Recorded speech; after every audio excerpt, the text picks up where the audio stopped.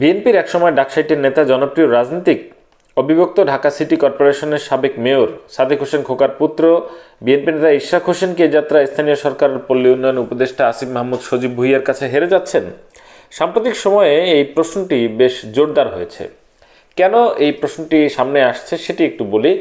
সেটি হচ্ছে 2020 সালে যে নির্বাচন অনুষ্ঠিত হয়েছিল ঢাকা দক্ষিণ সিটি কর্পোরেশনে, সে অনুযায়ী গত 1 জুন কিন্তু যে ঢাকা দক্ষিণ সিটি কর্পোরেশন মেয়রের পদের মেয়াদ সেটি কিন্তু শেষ হয়ে গেছে।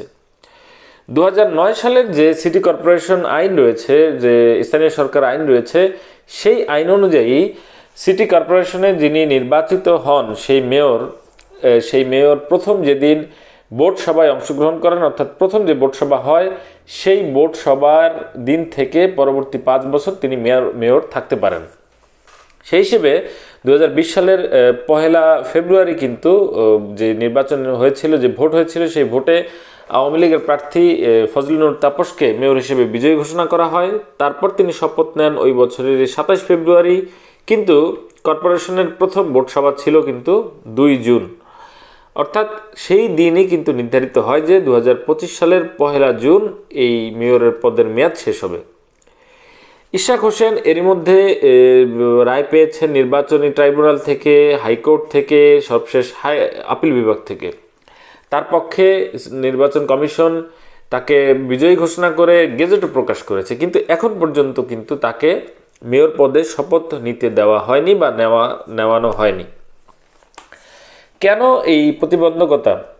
এটি নিয়ে কিন্তু অনেক প্রশ্ন আছে, কিন্তু এই প্রশ্নগুলোর কিন্তু কোনো সুরাহা এখন পর্যন্ত হয়নি।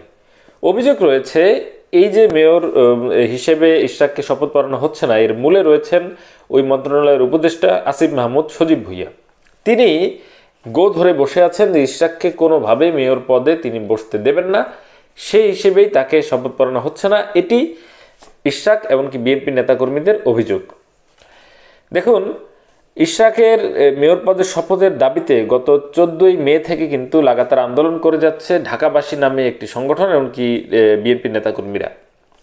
সেই আন্দোলনের ফলশ্রুতিতে 15 মে থেকে কিন্তু ঢাকা দক্ষিণ সিটি কর্পোরেশনের প্রত্যেকটি দুয়ারে দুয়ারে তালা লাগিয়ে দেওয়া হয়।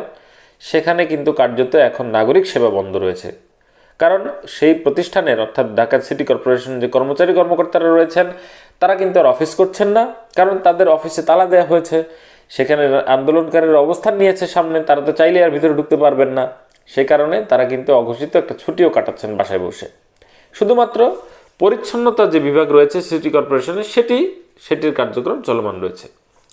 গণমাধ্যমের সংবাদ সূত্রে আমরা জেনেছি যে ওই সিটি কর্পোরেশনে, অর্থাৎ নগর ভবনে আসিফ মাহমুদ সজীব ভুঁইয়া অফিস করতেন। আন্দোলন যখন শুরু হয় সেই তোপের মুখে তিনি কিন্তু আর ওই সিটি কর্পোরেশনের মেয়রের যে সিটি কর্পোরেশন তিনি যে রুমে অফিস করতেন সেখানে কিন্তু আর তিনি যান না। দৃশ্যত কিন্তু তিনি আর ওই মুখই হননি। তার প্রতি যে নেতাকর্মীদের যে ক্ষোভ, বিএনপি নেতাকর্মীদের যে আক্ষেপ বা যে ক্ষোভ বা যে অভিযোগ, সেটি কিন্তু দিনকে দিন বাড়ছে, বই কমছে না। আমরা কিন্তু দেখেছি আন্দোলনের সময় তার পদত্যাগের দাবি যেমন এখন পর্যন্ত অব্যাহত রয়েছে, তেমনি এই আসিফ মাহমুদ সজীব ভুঁইয়ার কুশপুত্তলিকা তৈরি করে কেউ কেউ জুতো পেটা করেছেন। তার বাবাকে নিয়ে, তার পরিবারকে নিয়ে কিন্তু নানা ধরনের বিরুদ্ধাচারণ এমনকি স্লোগান দেওয়া হচ্ছে, কিন্তু তারপরেও কিন্তু আসিফ মাহমুদ সজীব ভুঁইয়া নতি স্বীকার করছেন না। শেষ পর্যন্ত এখন ইশরাককে যেখানে নিয়ে দাঁড় করিয়েছেন তিনি, সেখান থেকে ইশরাকের পরবর্তীতে মেয়রের শপথ নেওয়া কতটা সহজ সেটি নিয়ে প্রশ্ন রয়েছে। কেন প্রশ্ন রয়েছে সেটি একটু বলি। আইন অনুযায়ী যদি কোথাও কোনো মেয়রের মেয়াদ শেষ হয়ে যায়, তারপর 90 দিনের মধ্যে কিন্তু সেখানে নির্বাচন দিতে হয়। যদি তা আইনি জটিলতার কারণে না হয়, তাহলে আদালতের নির্দেশনা অনুযায়ী সেখানে একজন প্রশাসক বসতে পারে। সেই হিসেবে কিন্তু ঢাকার দক্ষিণ সিটি কর্পোরেশনের মেয়র পদে শপথের যে সময়সীমা সাধারণভাবে আইন অনুযায়ী গত 1 জুন শেষ হয়ে গেছে, কিন্তু এখনও ইশরাক এর সমর্থকরা, এমনকি ইশরাক নিজেও আন্দোলন অব্যাহত রেখেছেন।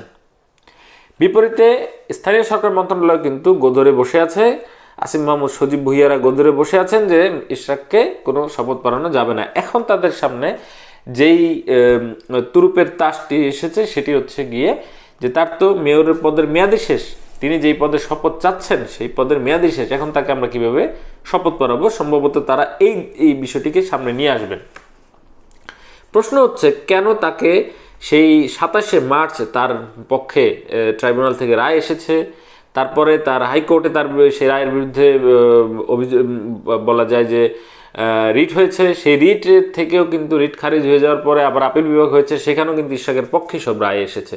নির্বাচন কমিশন গত 27 এপ্রিল গেজেট প্রকাশ করেছে, অর্থাৎ নির্বাচন কমিশন দুদিন আগেও জানিয়েছে আপিল বিভাগের রায় পর্যবেক্ষণ করে যে মেয়র হিসেবে ইশরাককে শপথ পড়ানোর জন্য নির্বাচন কমিশনের যে সমস্ত কার্যক্রম সম্পন্ন করার দরকার সেটি তারা শেষ করেছেন। কিন্তু এখন দায়িত্বটি কার? এখন দায়িত্ব হচ্ছে আইন অনুযায়ী তাকে শপথ পড়ানোর দায়িত্ব স্থানীয় সরকার মন্ত্রণালয়ের। তারা ঠিক ভালো করেই জানেন যে আইনে কীভাবে কি বলা আছে, কিন্তু তারা সেটি মানছেন না। তারা না মানছে নির্বাচন ট্রাইব্যুনালের রায়, না মানছেন হাইকোর্টের রায়, না মানছেন আপিল বিভাগের রায়। কোনো সিদ্ধান্তই তারা মানছেন না। তারা নির্বাচন কমিশনের যে গেজেট সেটিকে উপেক্ষা করছেন। কেন বিএনপি বিরোধিতা আসিফ মাহমুদ সজীব ভুঁইয়ার ভিতরে? কেন তিনি বিএনপিকে তার বিপরীতে দাঁড়া করাচ্ছেন? তিনি কি শুধুমাত্র নিজেই বিএনপিকে মোকাবেলা করছেন? এটি তো না। তার এই সিদ্ধান্তের কারণে, তার এই একগুঁয়ে সিদ্ধান্তের কারণে কিন্তু সরকার বিতর্কিত হচ্ছে, সংকট দিনকে দিন বাড়ছে। বিএনপি তাদের এই আসিফ মাহমুদ সজীব ভুঁইয়া সহ আর দুই উপদেষ্টার পদত্যাগ চেয়েছেন। বিএনপির নেতারা যেই বৈঠকে প্রধান উপদেষ্টার কাছে পদত্যাগ চাওয়া হয়েছে লিখিতভাবে এবং মৌখিকভাবে, সেই বৈঠকে আসিফ মাহমুদ সজীব ভুঁইয়া উপস্থিত ছিলেন। আমরা দেখেছি হাসি মুখে সেই বিএনপি স্থায়ী কমিটির সদস্য সালাউদ্দিন আহমেদের সঙ্গে কিন্তু তিনি হাত মেলাচ্ছেন। কিন্তু কেন তিনি মানে এই দপ্তরের চেয়ারে বসে অন্য এক চেহারায় উপস্থিত হচ্ছেন? ইশরাক হোসেনকে শপথ পড়াতে তার অন্তরায় কোথায়? তারা তো ঠিকই ডাক্তার সাদাত হোসেনকে চট্টগ্রাম সিটি কর্পোরেশন আদালতের রায় মেনে তাকে শপথ পড়িয়েছেন গত 3 নভেম্বর। তাহলে ইশরাক হোসেনকে কেন নয়? কেন ইশরাক হোসেনকে কোন যুক্তিতে তাকে ঢাকা দক্ষিণ সিটি কর্পোরেশন মেয়র হিসেবে শপথ পড়ানো এতদিন হয়নি? এখনও যে শপথ পড়ানোটা সহজ হবে তা তো নয়। ইশরাক হোসেনের নেতাকর্মীরা, ইশরাক হোসেনের সমর্থকরা কিন্তু ঘোষণা দিয়েছে যে ঈদকে সামনে রেখে তারা আপাতত আন্দোলন স্থগিত রেখেছে, কিন্তু তারা আবারও কিন্তু আন্দোলনে যাবে ঈদের পরে। এই আন্দোলন ঢাকাবাসীর জন্য কতটা বিস্ফোরা আপনারা সবাই জানেন। ঢাকার যে নগর ভবন রয়েছে সেই অঞ্চলটি যে এলাকা অবস্থিত, তার আশেপাশে রয়েছে পুলিশ হেডকোয়ার্টার, রয়েছে একটু অদূরেই রয়েছে আদালত, এপাশে রয়েছে সচিবালয়, অন্য পাশে ঢাকা বিশ্ববিদ্যালয়, এছাড়া গুলিস্তানের যে নিত্য নৈমিত্তিক যে জ্যাম সেটি রয়েছে। সেখানকার নগর জীবন কিন্তু এমনিতেই বিপর্যস্ত, তার উপর এই ধরনের আন্দোলন। আসিফ মাহমুদ সজীব ভুঁইয়ার সিদ্ধান্তের জন্য কিন্তু নগরবাসী এই আন্দোলনের কারণে এই ভোগান্তি পোহাচ্ছে। তারা কি করছে? নগর ভবনে আন্দোলন তারা করতেছে বিএনপি নেতাকর্মীদের অবস্থান বা বিএনপি নেতাকর্মীদের যে রাজনৈতিক সক্ষমতা সেটির ব্যাপারে কি আসিফ মাহমুদ সজীব ভুঁইয়ার কোনো সন্দেহ রয়েছে? বিএনপি যে ধরনের কর্মসূচি রাজপথে অতীতে করেছে সেই অভিজ্ঞতাকে আসিফ মাহমুদ সজীব ভুঁইয়ার রয়েছে যে সেগুলো মোকাবেলা করার? তিনি এখন যেটি করছেন এটি তো সরকারকে বিতর্কিত করছে। তিনি নিজের যে সিদ্ধান্তে অটল থেকে নিজেকে বড় রাখার জন্যে, নিজের ওই চেয়ারে বসে যে ক্ষমতার প্রয়োগ তিনি করছেন, যে ক্ষমতার জোরে তিনি যে সিদ্ধান্তটি নিয়েছেন এবং সেই সিদ্ধান্ত অটল রয়েছেন, এটি তো সরকারকে বিব্রত করছে। পাশাপাশি তাদের যে সহযোদ্ধারা যারা ছিলেন জুলাই আগস্ট গণঅভ্যুত্থানে, সেই এনসিপি নেতাকর্মীদেরকে বিতর্কিত করছে। বিএনপি কিন্তু বলার সুযোগ পাচ্ছে যে সরকার একটি পক্ষের প্রতি বা একটি দলের প্রতি পক্ষপাতমূলক আচরণ করছে। বিএনপি নেতারা তো বলেছেন, ইশরাক নিজেও বলেছে মেয়রটির কিছু না, আমি কিন্তু উপস্থাপন করতে চাই যে কিভাবে এই সরকারের ভিতরে থেকে কিছু মানুষ একটি নির্দিষ্ট দলকে, অর্থাৎ এনসিপির কথাই তারা বলতে চাচ্ছেন যে তাদেরকে কিভাবে পৃষ্ঠপোষকতা দিচ্ছে। এটি তো আসিফ মাহমুদের এই এক সিদ্ধান্তের ফল সরকারকে বিব্রত করছে, রাজনৈতিক অঙ্গনে সংকট তৈরি করছে। এনসিপিকেও কিন্তু অভিযোগের বাইরে রাখা যাচ্ছে না। কেন আসিফ মাহমুদ সজীব ভুঁইয়া এইভাবে গো ধরে আছেন? কি চাচ্ছেন তিনি? তিনি কি চাচ্ছেন এই সংকট আরও বেশি ঘনীভূত হোক? কেন তিনি এতদিন ইশরাক হোসেনকে শপথ পড়ালেন না? এখন এই বিষয়টি কোথায় গিয়ে দাঁড়ায়? স্থানীয় সরকার বিশেষজ্ঞ যারা রয়েছেন তারা বলছেন যে এখন আর কোনো সুযোগ নেই, এটি আদালতের দ্বারস্থ হতে পারে। অর্থাৎ ইশরাককে আবারও মেয়র পদে শপথের জন্য আদালতের দ্বারস্থ হতে পারে। এটি কি এক ধরনের আসিফ মাহমুদ সজীব ভুঁইয়া কি তার ওই চেয়ারে বসে মজা নিচ্ছেন সাধারণ মানুষের সাথে, নাকি বিএনপির সঙ্গে উনি দেখাচ্ছেন যে উনি চাইলে কি না কি করতে পারেন এটি দেখাচ্ছেন? উনি কি আজীবন ওই পদে থাকবেন, ওই চেয়ারে থাকবেন?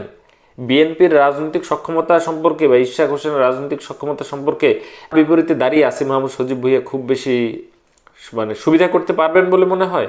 তিনি আসলে কি চাইছেন? এখন যে সংকটটি তিনি তৈরি করলেন, যে বিরোধের সৃষ্টি করলেন সরকার এবং বিএনপির মাঝে, এই দায়িত্ব কি তিনি নেবেন না? তিনি এই বিষয়টিকে কিভাবে সুরাহা করেন আমরা সেটি দেখব।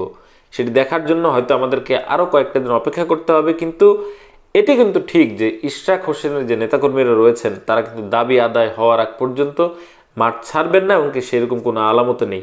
বিএনপি কিন্তু ইচ্ছা করে সেই আন্দোলনটি জিইয়ে রাখছে, সরকারকে এক ধরনের বোঝানোর জন্য, একটা বার্তা দেওয়ার জন্য যে দেখুন আমরা একটা সাধারণ দাবিতে ছোট্ট একটি পরিসরে আন্দোলন করলে ঢাকা যেমন অচল হয়ে যায়। এটি বিএনপি নেতা শামসুজ্জামান দুদু যিনি আছেন বিএনপি ভাইস চেয়ারম্যান, উনি কিন্তু বলেছেন যে দেখেন আমরা কিন্তু সারা দেশ অচল করে দেব। নির্বাচনের প্রসঙ্গে উনি বলেছেন ডিসেম্বরে নির্বাচন না হলে দলের যিনি এখন ভারপ্রাপ্ত চেয়ারম্যান রয়েছেন তার চূড়ান্ত ঘোষণার, চূড়ান্ত কথার অপেক্ষায় তারা আছেন।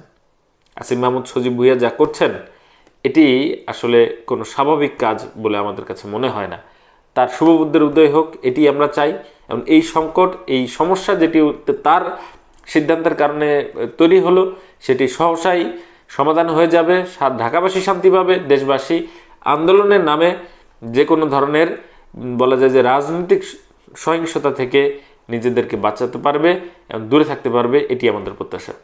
এখন এই পর্যন্তই। সবাই ভালো থাকবেন, সুস্থ থাকবেন।